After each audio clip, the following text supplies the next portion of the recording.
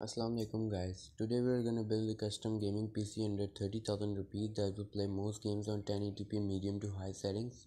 So first of all आपको Core i5 third generation PC buy करना है 15,000 के अंदर। अब मैं कोई स्पेसिफिक मॉडल आपको नहीं बता रहा हूँ, आप कोई भी मॉडल बाय कर सकते हैं i5 थर्ड जनरेशन में। स्पेक्स आपको रखवानी है 500 GB hard disk, 400 watt power supply और 8 GB रैम। 15,000 का पीसी हो गया। 15,000 रुपीज़ हमारे पास पूरे ग्राफिक कार्ड के लिए बचे हुए हैं।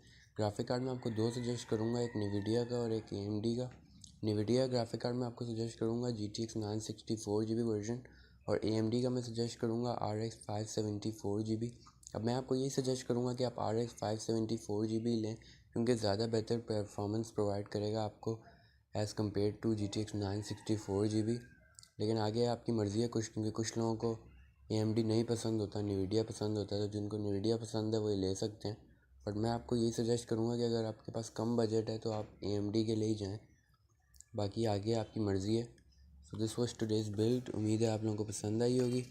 Kindly like, share, comment and subscribe.